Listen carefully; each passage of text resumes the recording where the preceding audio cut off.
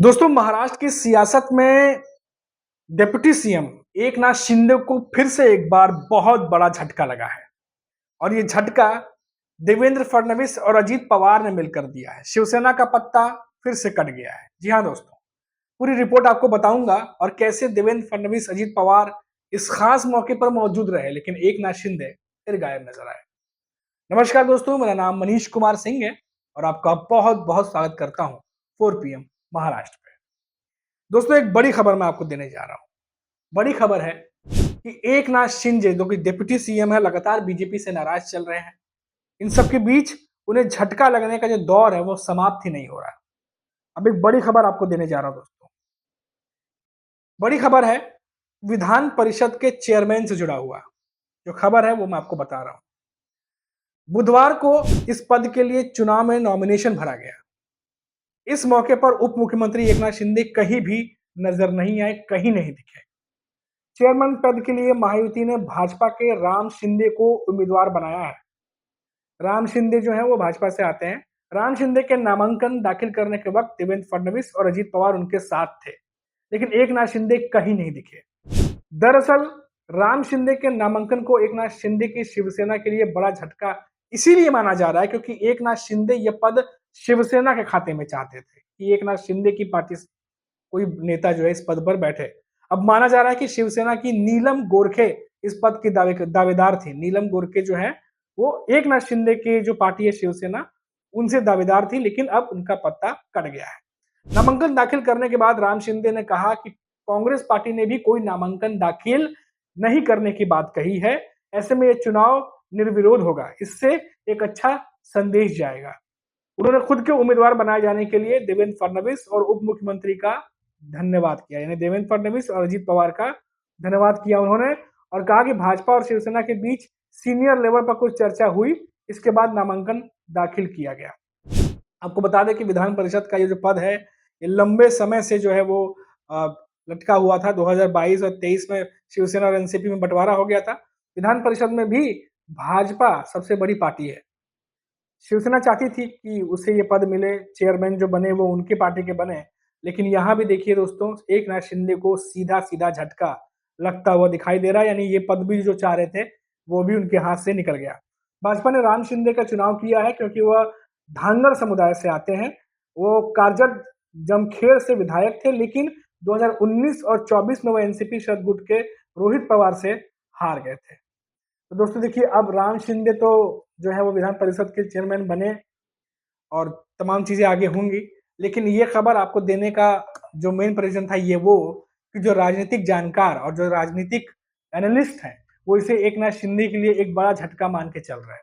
जब से साल 2024 का विधानसभा चुनाव हुआ है, नई सरकार की जब गठन हुई है, चाहे वो विभाग हो, चाहे वो मंत्री पद हो, हर एक जगह से कहीं ना कहीं एकनाथ शिंदे को झटका लगता हुआ दिखाई दे रहा है दोस्तों। और एक बड़ा झटका जो लगा है, जो खबर आई है, वो मैं आपको फिर से बता रहा हूँ। अब देखिए दोस्तों, एकनाथ शिंदे जो हैं वो इस बार के महायुति की जो सरकार है, जानकार ये कह रहे हैं कि बार-बार बीजेपी जानबूझ करके जो एकनाथ शिंदे का बढ़ा हुआ कद था, वो और ज्यादा ना बढ़े, इस वजह से ये फैसले किए जा रहे हैं। पहले सीएम पद के रेस से बाहर हो जाना, सीएम पद के लिए लड़ाई चल रही थी, उससे बाहर हो गए। गृह मंत्रालय मांग रहे थे, वो भी नहीं मिला। उसके बाद फिर मंत्री पद बढ़ाए जाने की बात की जाने लगी, वो भी नहीं बढ़े। उसके बाद फिर आप देखिए कि अजीत पवार जो उनके साथ में थे, उनसे जो है दूसरे नंबर की पार्टी, जो एकनाथ शिंदे की पार्टी के नेता हैं, वो कह रहे थे कि भाजपा के बाद दूसरे नंबर की पार्टी जो है उस तरीके से ट्रीट किया जाए एकनाथ शिंदे की पार्टी को।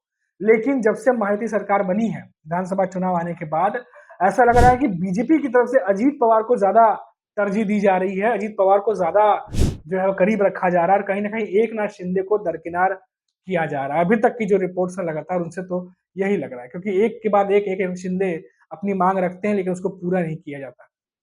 एक नहीं बल्कि कई सारे ऐसे इंसिडेंट आ चुके हैं और एकनाथ शिंदे लगातार जो है वो बीजेपी से नाराज चल रहे थे बीच में। अब पता नहीं नाराजगी है कि नहीं है, क्योंकि अब नाराज होकर मतलब भी नहीं बनता है, क्योंकि सब कुछ तो अब हो चुका है। विभागों का बंटवारा लगभग तय हो चुका है, मंत्री पद लगभग दिए जा चुके हैं, सीएम देवेंद्र फडणवीस बन ही चुके हैं। तो अब ऐसे में एकनाथ शिंदे के पास नाराज होकर भी कुछ लेने वाली बात बनती नहीं है।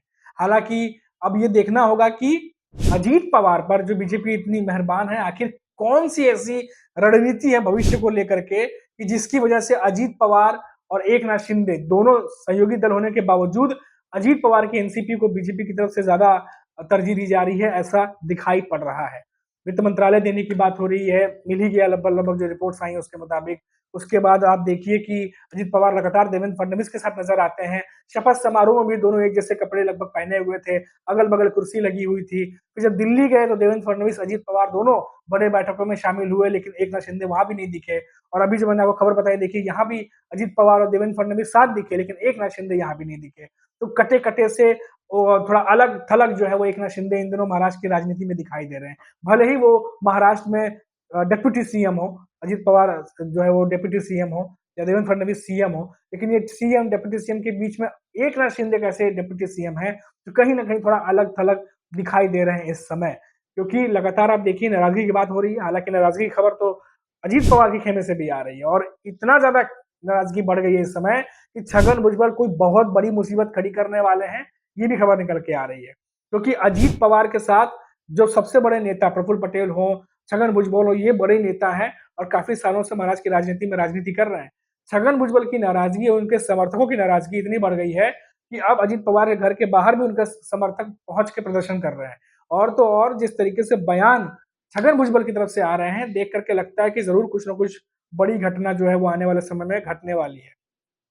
जो बयान उन्होंने दिया, आप ध्यान देखिए, जो बयान दिया है, उन्होंने कहा था छगन भुजबल ने कि जहां नहीं चैना वहां नहीं रहना। तो अजीत पवार की एनसीपी अगर वो छोड़ते हैं तो फिर आगे क्या दशा दिशा होगी अजीत पवार की एनसीपी की?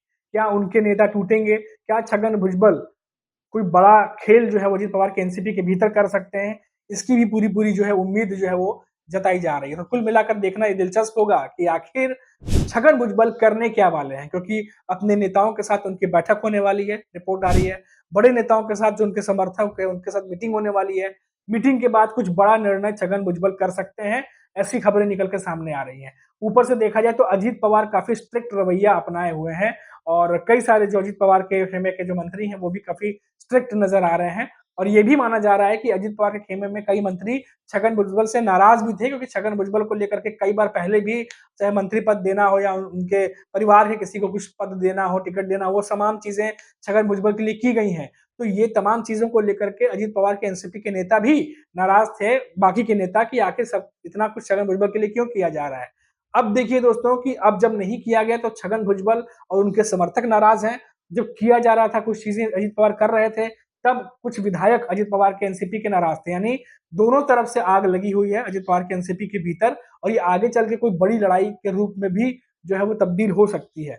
तो ये जो है वो वक्त बताएगा कि अजीत पवार की एनसीपी जो है किस तरीके से चीजों को संभालती है या फिर चीजें और ज्यादा बिगड़ती हैं। लेकिन कुल मिलाकर इतना जरूर है कि जो परिदृश्य अभी बना हुआ है महाराष्ट्र में वो ये है कि एकनाथ शिंदे अलग थलग नजर आ रहे हैं, पार्टी के भीतर असंतोष भी है। दूसरी तरफ अजीत पवार भले ही बीजेपी के खास बने हुए हैं, लेकिन अजीत पवार की पार्टी के भीतर भी असंतोष और खींचतान लगातार मची हुई है। तो महायुति की सरकार बन गई है, लेकिन भीतर जो अंदर जो बगावत के सुर दिखाई दे रहे हैं, वो क्या शांत होंगे या नहीं, ये तो आने वाला वक्त ही बताएगा। अभी के लिए इतना ही दोस्तों, फिर लौटेंगे तो बात करेंगे किसी बड़ी खबर पर। तब तक आप देखते रहिए 4 PM महाराष्ट्र। नमस्कार।